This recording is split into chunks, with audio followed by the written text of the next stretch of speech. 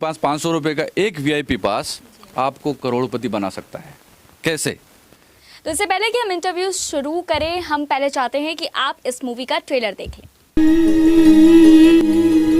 रंगीली रात था, रंग था वो न्यारा, राव तुमरी प्रीत का, राव तुमरी प्रीत का, ढंग प्यारा प्यारा, रंगीली रात था।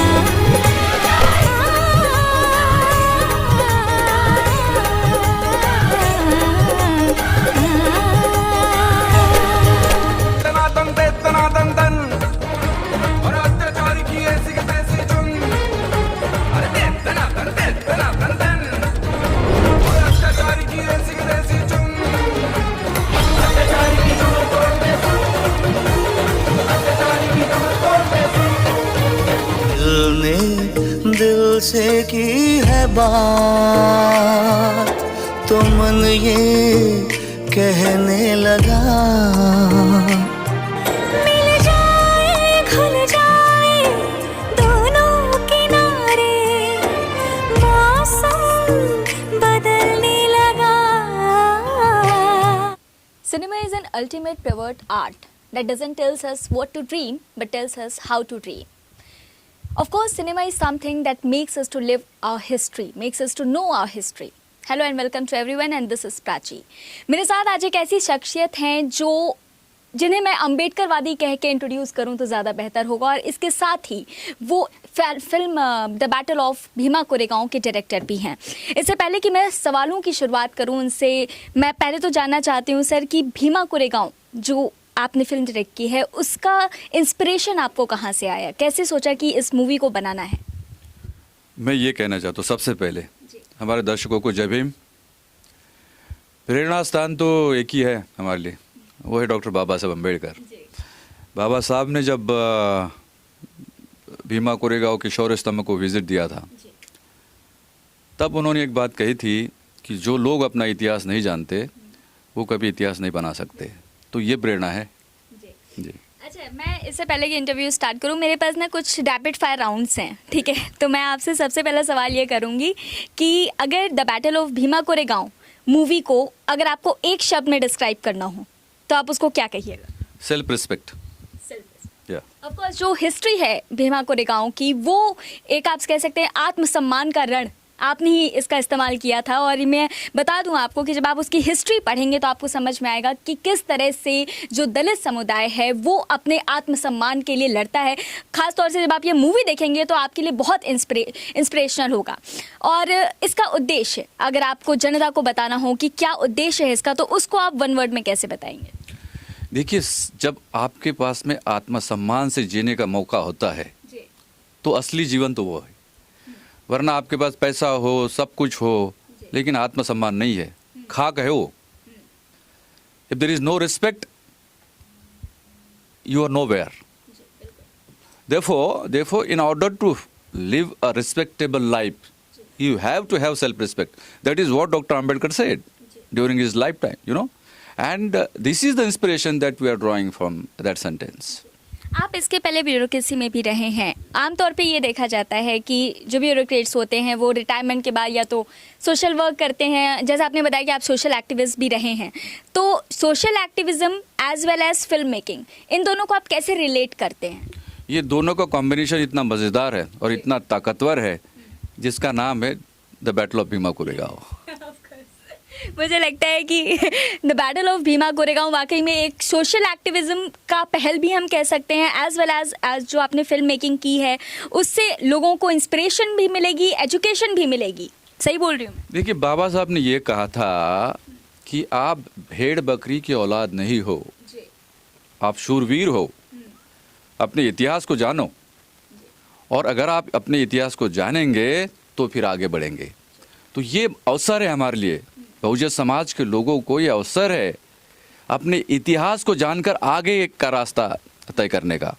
तो मुझे लगता है ये फिल्म न केवल फिल्म के रूप में देखी जाएगी, बल्कि एक आंदोलन कैसा होना चाहिए, आगे का मूवमेंट कैसा होना चाहिए, हमारे समाज को आगे कैसे जाना चाहिए, ये रास्ता दिखाने वाला अवसर है ये, और ये होगा, आप देखेंगे। पर रमेश ये देखा गया है कि जो भी हिस्ट्री बेस्ड मूवीज़ होती हैं उसका प्रतिरोध कहीं ना कहीं होता है। लोग कहते हैं कि हिस्ट्री को मॉड्यूलेट कर दिया गया है। तो आपको लगता है कि आपकी भी फिल्म का जाहिर तौर पे प्रतिरोध तो होगा, लेकिन उसको आप कैसे आंसर करें? देखिए, सबसे पहले तो मैं ये कहना चाहता हूँ कि हमारा जो आउटलुक है, अप्रोच है, वो बैलेंस्ड है। हम ये कहना चाहते हैं कि हमने वही किया है जो इतिहास में था। हम जानबूझकर किसी के साथ में ऐसी वैसी बात करने वाले लोग नहीं हैं। हम बैलेंस्ड लोग हैं और टू दी पॉइंट बात करने वाले हैं, लॉजिकल बात करने वाले हैं, और जो सच है उसको दिखाने वाले लोग हैं। मैं कास्टिंग के बारे में आपसे जानना चाहूँगी। अर्जुन रामपाल, इसके पहले भी मैंने उनको देखा है, आमतौर पे वो सोशल रिलेटेड मूवीज़ ज़्यादा करते हैं, सोशल इश्यूज़ पे। तो उनको कास्ट आपने क्यों किया, और उनके उसके बारे में बताइए हमें, कास्टिंग के बारे में। देखिए, जब कास्टिंग की बात आई तो सबसे पहले हमको ये लगा कि इसका जो हीरो है सरदार शिदनाक इनामदार, वो उस रोल में कौन फिट बैठता है। तो मुझे लगा, मैंने कई सारे ऑप्शंस थे हमारे सामने, लेकिन उन ऑप्शंस में से हमने अर्जुन रामपाल जी को इसलिए चुना। एक तो उनकी जो आवाज़ है वो बड़ी बुलंद है। आप देखेंगे कि उनकी आवाज़ और मेरी आवाज़ में थोड़ी सी समानता है। तो मुझे वैसे भी उनकी आवाज़ कहें या उनकी पर्सनालिटी का जो वो पहलू है वो अच्छा लगा, और इस कैरेक्टर में वो बिल्कुल फिट बैठते हैं।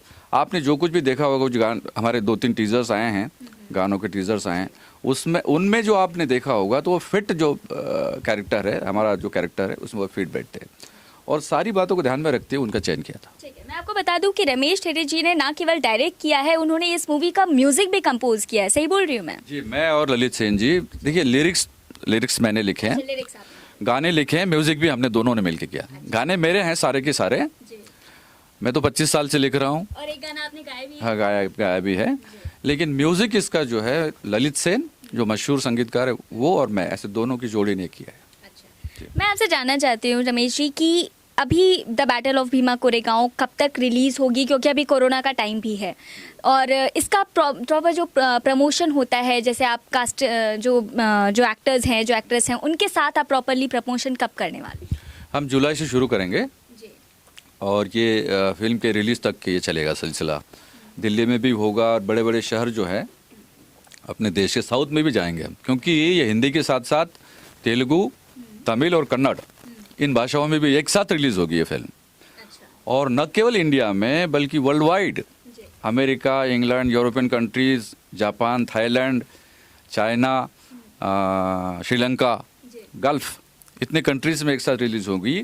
तो इसका कैनवास बहुत बड़ा है, और इसी हिसाब से इसका प्रमोशन भी होगा। एक मूवी है द डर्टी पिक्चर में कि मूवी सिर्फ एंटरटेनमेंट पे चलती है। अगर मूवी में कुछ देखते हैं कोई व्यक्ति तो वो एंटरटेनमेंट और एंटरटेनमेंट है। तो मैं आपसे जानना चाहती हूँ कि आपकी वो मूवी में एंटरटेनमेंट क्या है? एंटरटेनमेंट विथ एनलाइटनमेंट, मतलब मनोरंजन के साथ में प्रबोधन। ये जो भावना है ये हमारी मूवी में आप देखेंगे, और बड़ी जिम्मेदारी के साथ में ये हमने बनाई है। इसके जो स्क्रिप्ट है ये बड़े रिसर्च के साथ में उसको फाइनल किया है हमने। आप एक एक चीज़ें, एक एक डायलॉग आप देखेंगे ना तो उसके पीछे कुछ सोच है। आप इस फिल्म मैं ज़्यादा रिवील नहीं करना चाहता, कहानी बताना नहीं चाहता, लेकिन आप देखेंगे इससे ये फिल्म जब आएगी तो न केवल बहुजन समाज के लोग बल्कि जो जनरल कैटेगरी के लोग हैं वो भी जब देखेंगे तो उनको लगेगा, क्योंकि रेफरेंस के रूप में इस फिल्म को देखा जाएगा। इसको this film will be remembered as a reference point to look at the history of India. अगर 500 महारों ने 28,000 की फौज को हराया था तो वाई, वो क्यों हुआ था ये? तो इसका जो इतिहास अब तक के दबाया गया था या उस कैनवास में नहीं बताया गया था, वो इस फिल्म के द्वारा ये इस्टेब्लिश होगा, और हमारी आने वाली पीढ़ियां जो इस फिल्म की तरफ जो है एक रेफरेंस पॉइंट के रूप में देखेंगी। तो ये छोटा काम नहीं है। तो हमको बहुत मेहनत करनी पड़ी, रिसर्च करना पड़ा। बड़े बड़े जो लोग हैं जो हिस्ट्री में अपना ये रखते हैं, रुचि रखते हैं, और जिनका कद है, जिनकी अथॉरिटी, ऐसे लोगों को लिया है, और इस हिसाब से जब फिल्म बनी है तो जिम्मेदारी है। रमेश जी, किसी भी प्रोजेक्ट को जब हम स्टार्ट करते हैं तो बहुत पहले से उसकी प्लानिंग होती है। तो मैं आपसे जानना चाहती हूँ कि जब आप जॉब में थे, जब आप ब्यूरोक्रेट्स में थे, उस समय आपने सोचा था या फिर रिटायरमेंट के बाद ये सब सोचा है? जी, ये तो देखिए क्या है, भीमा कोरेगांव तो हमारे दिल के करीब था।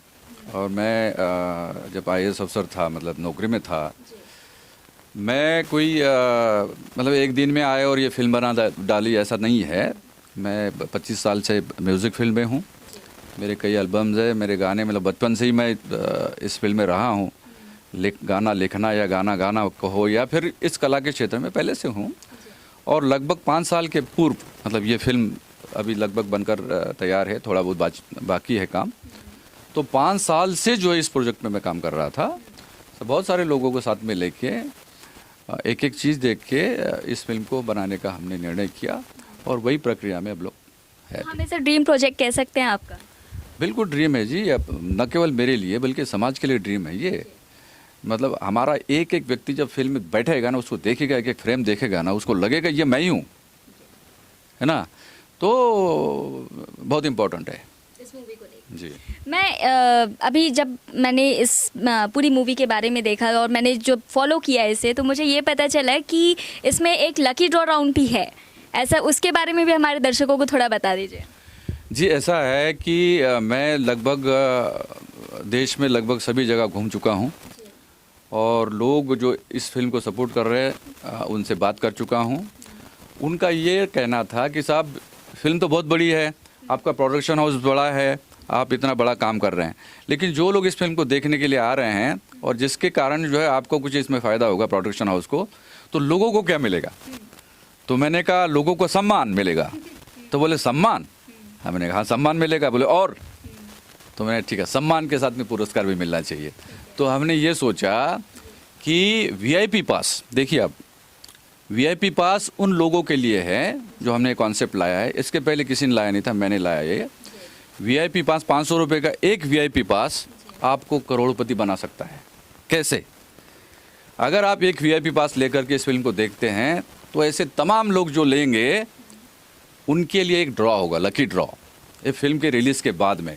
उसमें हम 6 पुरस्कार, 6 प्राइजेस देने वाले हैं। एक प्राइज़ जो है सबसे बड़ा मेगा प्राइज़ जिसको कहते हैं, वो 1 करोड़ का होगा, और दूसरे जो 5 प्राइजेस हैं वो है 21 लाख के। और ये नाम किन के नाम पे है?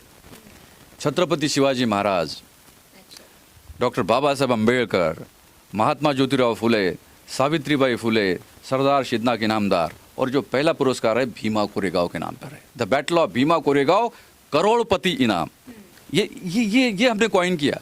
इससे क्या हो रहा है कि भाई जो एक गरीब आदमी जो 500 रुपये लगा करके इस फिल्म को देखने के लिए आएगा, उसके लिए भी अवसर है कि अगर मतलब उसके सौभाग्य से उसको अगर ये इनाम मिल गया तो करोड़पति बन जाएगा ना वो।